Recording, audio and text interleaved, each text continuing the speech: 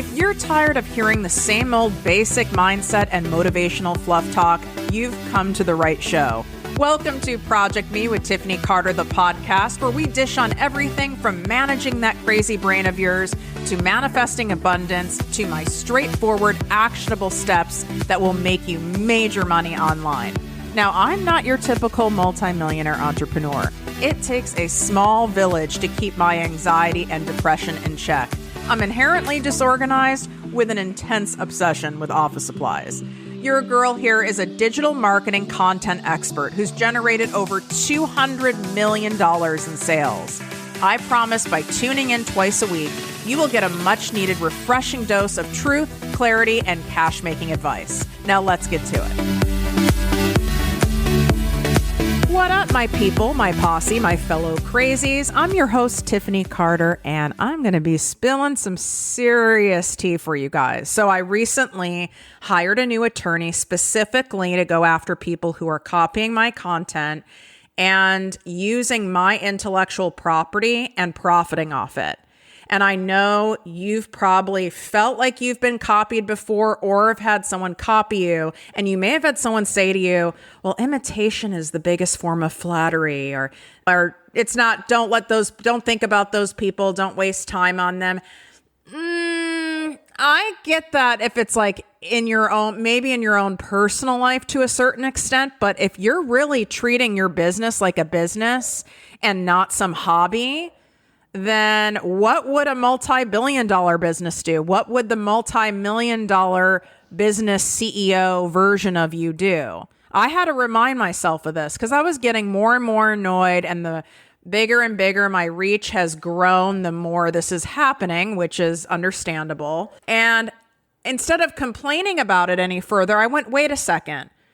What would I do if I was the CEO of, let's just say, 100 million, 500 million, a giant company, and this was happening? I would bring it to legal. It would be no question. I wouldn't just say, oh, well, they just want to be us. And, well, people are just going to do that, or we should be flattered. Hell no. You've got to respect and protect your own stuff. It's self-honoring. And that doesn't mean you need to spend all day obsessing over it and anything like that. I don't want you to do that. But at a certain point, if it's happening enough and it's really bothering you, you need to do something about it. And it pissed me off enough, and it's happening enough where I've brought in an attorney to do that. So everyone's on notice who's been copying my shit. And there's people who are listening to the show copy my shit because they try to reverse engineer what I've created instead of just hiring me or joining one of my programs to learn my proven ways, to learn my emotional-based sales techniques, to learn my marketing genius methods. And some of you have that happen with you, and it's really irritating. I have people who will apply for my programs, who will sign up for stuff, or like even join my posse membership just for a month or two to kind of see what it's all about, so then they can try to copy it. Well, guess what, sweetie? You can't copy uniqueness. You can't copy someone who is the original. There is no copy. Have you ever tried to copy a hand-sewn couture garment? Not possible. Have you ever tried to copy a gorgeous piece of original artwork? Also not possible. Even if you buy certain brands or you go buy crystals or certain jewelry lines, there'll even be a disclaimer saying colors, shapes, and sizes may vary because these are handmade. It can't be identical. It can't be exact. There is no copy for your own stuff. So people can try all they want, and then they're going to get upset because it just doesn't work. And it might work a little bit, right? You might get a lot of shares on something, or you might get a bunch of opens on an email. I have people literally copying and pasting my emails, my email copy. I'm not going to see it, right? Other people forward it to us and let us know this is happening. Because what it can also look like is that maybe I copied it from someone, but thankfully I have enough trust in my audience, in you guys, and I've built enough authority in the space that people know that I just would never do that. But I do want to caution you also on being careful you're not inadvertently copying. And I know some of you are maybe worried about that. And I get worried about that too. So when I'm in creation mode and I'm brainstorming, coming up with a new program or a name for something, or I'm wanting to put out new content or even a brand refresh, something like that, I make a point. I do not follow anyone in my industry. And if I want to go support a friend of mine who's doing something and she's in a similar line of work or specialty with me, then I'll like type in her name and go to her thing and look at the stuff in that way. But I don't sit there and take in a lot of people from my industry or a lot of content from my industry because, yeah, what you're absorbing, some of that is going to come out. So if you want to make sure you don't do that or you don't create me too content or copycat content or mimicking other people, because then that's basic anyway, and it's not going to work. And likely it doesn't fit with your brand, your audience, your unique personality, and your style. So what I do is I look for inspiration at other things. I go and look at artists' account or people who create like physical products, like Etsy creators and stuff. I'll go look at their accounts. I'll go buy old school magazines.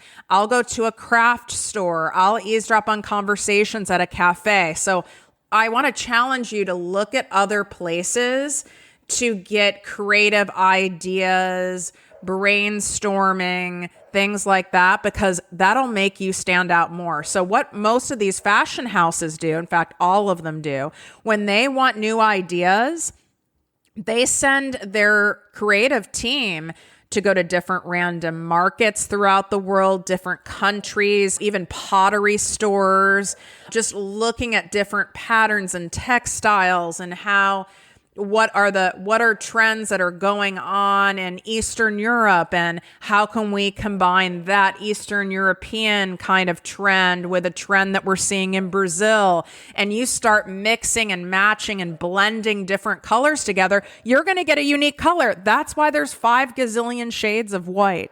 And anyone who's done a remodel in their house or has gone to paint their house and you're like, oh, I want to have the ceiling white.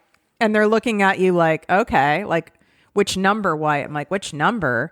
And I go and look and there's like literally 200 plus different shades of white. I'm like, how is this even possible? There's endless combinations of colors, and therefore there's endless combinations of hook lines, of approaches to reels, programs, unique product ideas, offerings, how you present your stuff, how your stuff looks. There's so many different combinations.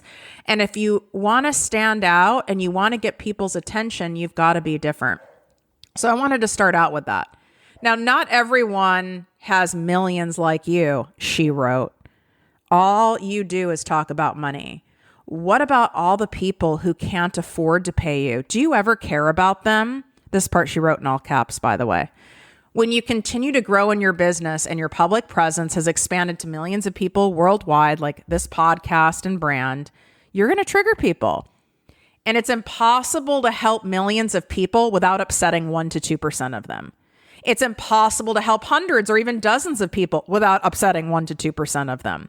This is in your personal life and this is in business. If you haven't experienced this yet in your life, you will, or you're playing it so safe to avoid this kind of judgment and nasty human behavior. And this is why your business isn't growing faster, because you're kind of playing small, reserved, only showing the job interview version of yourself, the professional corporate costume version of you.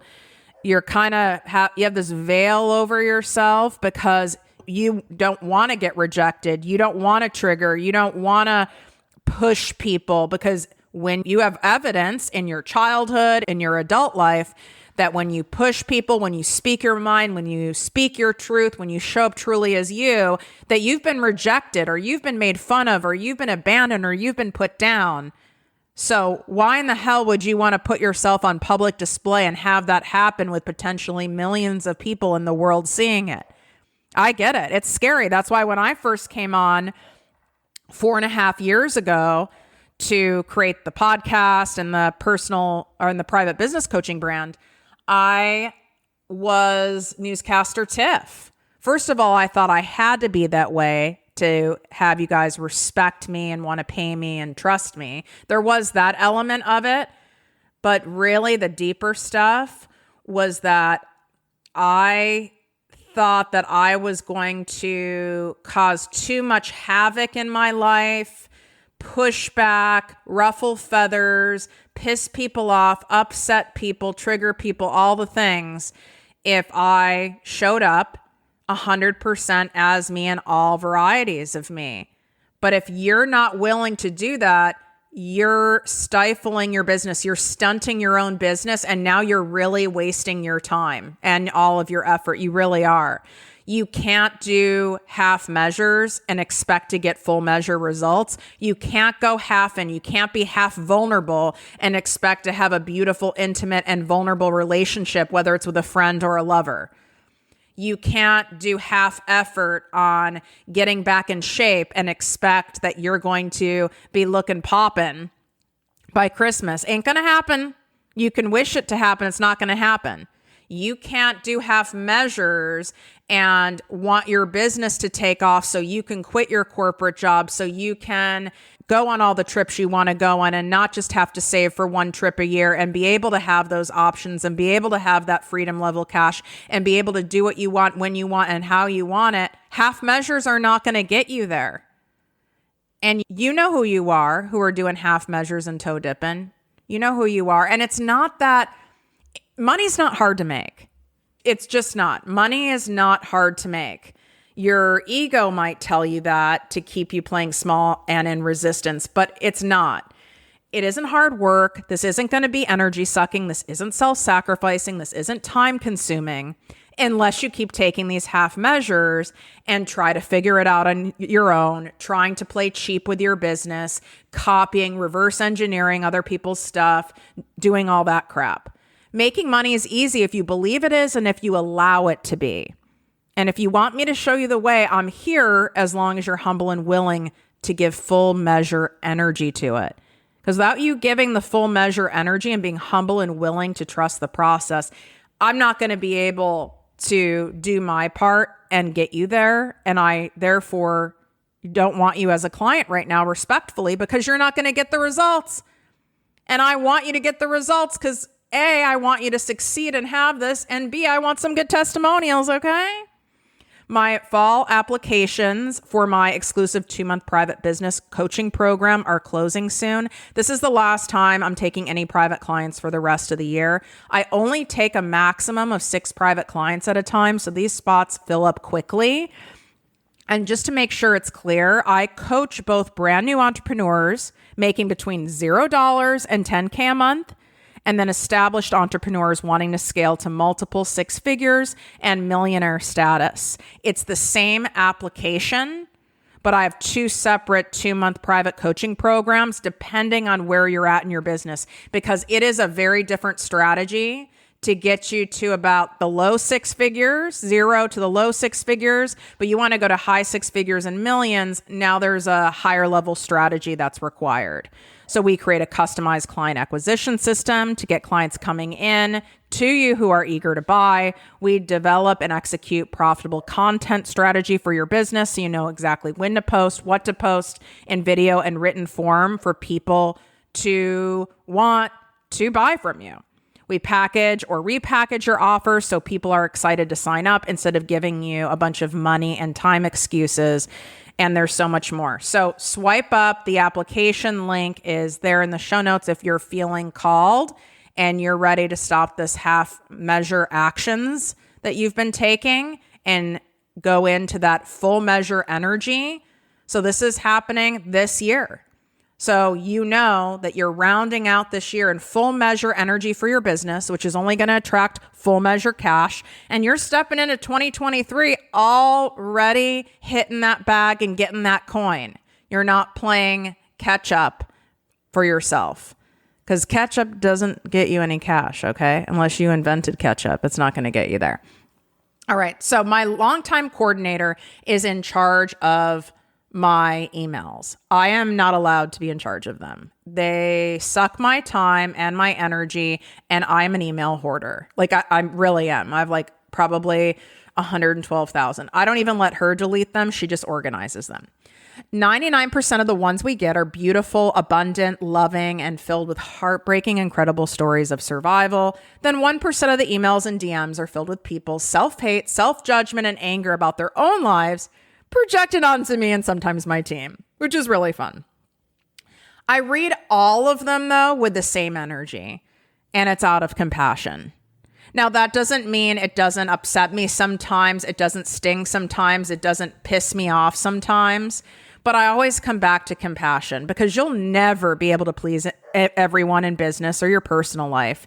And if you keep trying to, you will lose yourself. And I know this from experience, and my guess is you've done that too in some area of your life. I know when I trigger someone, it's actually a good thing. And it's a good thing when you do it too, as long as you weren't like trying to trigger them, right? It's about your intent. If your intent was pure and out of service and of speaking your truth, and you weren't trying to do anything malicious, which my guess is you never are, that's like a horrifying thought to you, then it's actually a good thing when you trigger someone. That means that your message is getting to them. So for every one person I may trigger, there are 99 who it woke up, who it empowered, who it validated, who it changed. You guys come to me because I tell you what you need to hear, not always what you want to hear. And they're two very different things. And I know you've probably had mentors and friends and even coaches in your life who have been the ones who tell you what you want to hear. They're the person that you go to when you're just kind of feeling needy and want coddling and attention, and you're kind of feeling sorry for ourselves, which we all have those moments, but you don't really grow and expand from that. The people who you respect, the people who you trust, the people who you go to seek counsel on serious matters of the heart, of relationships, of money, of business, of dreams, of mental health, all of those things, they're the people who, with love and with compassion, tell you the truth. There's a quote that I love. I don't know how many of you guys remember the band Collective Soul, 90s band, obsessed. They had one big hit album. I don't think they had any more after that, but they have a quote in one of their songs that's so great. Truth without compassion is cruelty.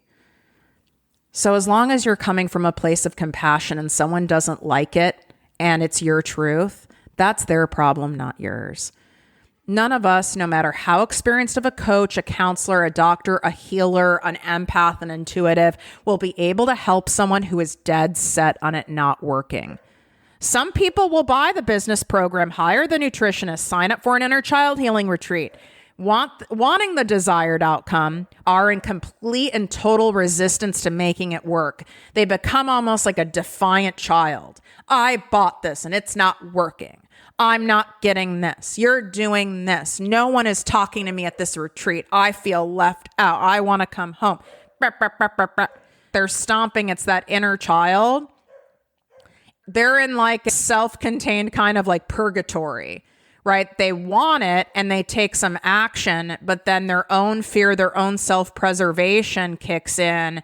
And then it's in order for them to kind of justify it not working and justify not taking the action, they start pointing the fingers at everyone else. I know you guys know who these people are. You've had them in your life. Maybe you've had them as in your own business as clients. And these people are so energy draining and sucking.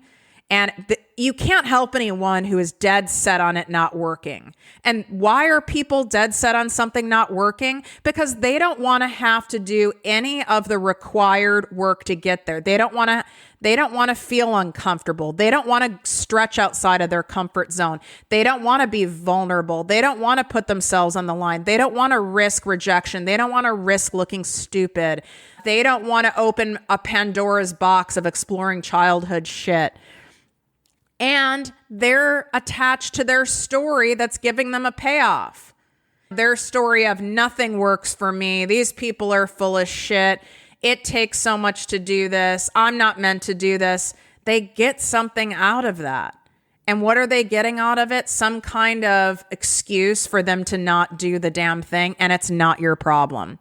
In fact, all these people can focus on how it isn't working fast enough. Well, why isn't this happening? Why am I not growing faster? Why is my audience not growing? Why isn't my email list growing? No one's buying. No one's this. No, this isn't happening. That isn't happening. You're not doing this. What they aren't receiving from you, how they already know all the things. Well, I've already been told that. I already know that I have to cut my sodium intake. I already know that I need to eat more than one time a day. I've already been told this before. You're telling me things I already know. It's okay. Well, maybe you need to hear it again, and you need to hear it in a different way. But these people are stuck in their self-inflicted purgatory, and most of them have zero awareness of it. Their giant ego is running the show, and they may have even signed up to work with you to further prove that nothing works out for them. So they can continue to receive money from their parents. They can continue to be the victim in their partnership, and their husband goes, "It's okay, honey, I've got you." So they can continue on with this story of theirs that they have. So they can continue being angry, because angry is more familiar and comfortable than for them to be happy, for them to be satisfied, for them to be excited, for them to be inspired. That feels far more vulnerable and scary. So they'll even sign up to work with you to prove that nothing works out for them. And to say, see, it isn't possible. This way, they don't have to make scary internal and external changes. Plus, what a great way to deflect from their own demons and their own thoughts and their own feelings than to get angry and be a victim and point a finger and blame someone else and something else. I help my clients establish business boundaries to protect and honor their energy and their intellectual property and their money from the 1% of toxic people who would love to see them fail so they can feel better about their own miserable lives. So you need to have very clear refund policies in place and not be afraid to have clients sign agreements, to not bury your refund policy somewhere in small print. My no refund, when I have a no refund policy for any exception, and it all depends on my program or offering, it is clear as fuck. And there'll be people who try to test that. And this is legally written here. Like, you can try to play a game with it, but this was clear and upfront on your payment pages. That should be there as well. And if it deters people from signing up to work with you, then thank God, because you just siphoned out that 1% of toxic people. I don't want those people. I'm happy to sign. I'll sign a coaching agreement. I just signed an agreement for a 3-day mastermind that I'm at right now as you guys are listening to this. $10,000 for a 3-day high-level mastermind with Kathy Heller.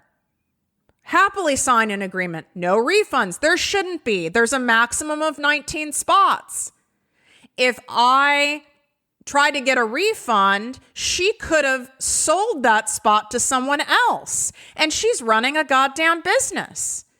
So she knows how many spots she has to fill in order to pay for the expense and her staff and the food and all the things for her in-person event. So if you're someone who plays games with other people's businesses, whether it's a hotel room, whether it's clothing, whether it's with another service provider, and it's not warranted, and you're trying to get someone to break a no refund policy for something like that, watch what's going to happen to you. It will come back and hit you and bite you in the ass. But I signed that contract happily. It didn't deter me at all. In fact, it made me respect her more. I was like, I'm glad she has a contract. That feels good to me. It's for both people. That agreement is for both sides, because now you know exactly what you're going to get. And I'm saying what I'm going to get. It's our agreement, and it's sealed in writing, and it's very clear and upfront from the start. And if you choose to offer refunds, like I've offered refunds for programs before, but I have rules around it. I will give you a full refund if you've completed this program and done all the homework. You show us proof of all the homework. This includes all the writing of all the questions, of all the workbooks. and screenshots and videos, and you send them to this email.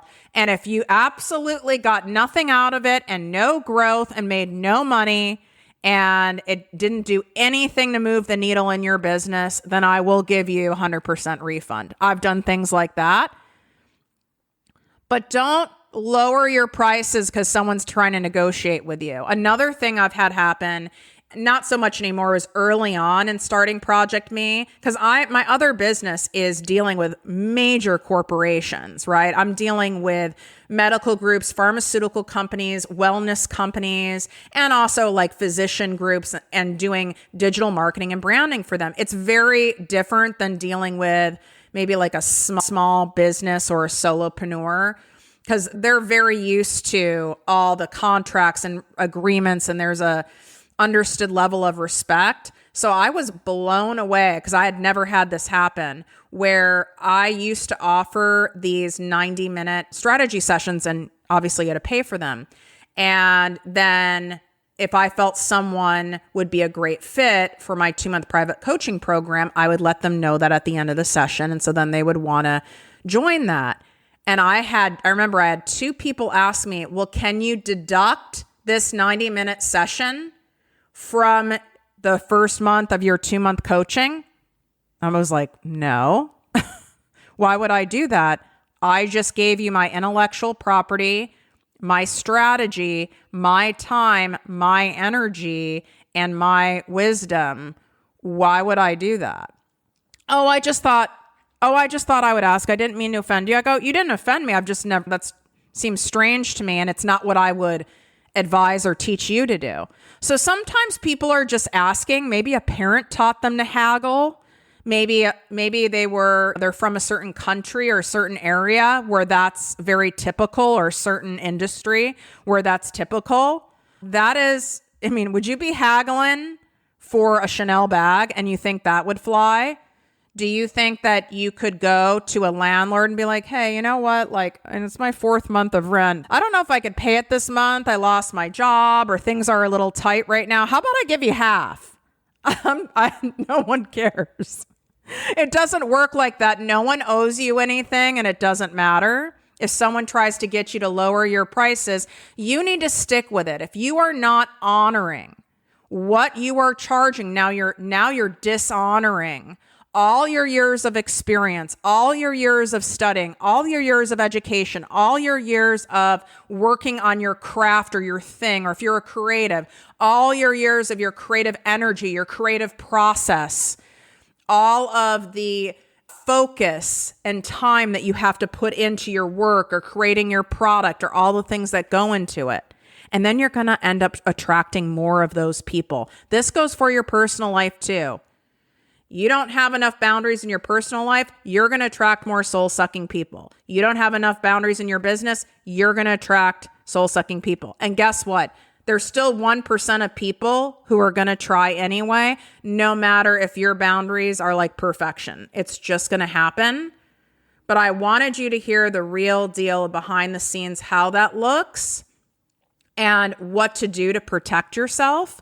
But for your exact business, and I'm obviously not a lawyer, and I don't pretend to be, but I can give you, with 15 years of being an entrepreneur of 2 multi-million-dollar businesses and having a whole wide array of things happen, I can absolutely tell you what is missing and what needs to be in your place in your business, and how to make sure that's there, and when it's really necessary to spend the money on a lawyer and when it's not. And that's one of the things that we can go over inside my private coaching program. But if you loved this episode and you appreciated this real take on this and the real look behind the scenes on this happening, and you don't feel so alone because you've had a crazy or two cross your path, go leave me a 5-star written review on Apple Podcasts. We are almost at 600 reviews. And once I'm there, I'm going to match my dollar for dollar donation to Children of the Night to help rescue more women and children from sex trafficking.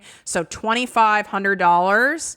So go leave the damn review. Share this episode with someone who you know would really appreciate it, and this would feel validating to them and helpful to them. It can go a long way. You just sending an episode to someone, that really is something they need to hear or will benefit them, feels very supportive and loving to that business friend. Wishing you great health, wealth, and worth as always. Love you. If you enjoyed this podcast, please write a 5-star review on iTunes. Not only will this make me super happy, but it will allow more listeners to find our special show. Simply help me help others.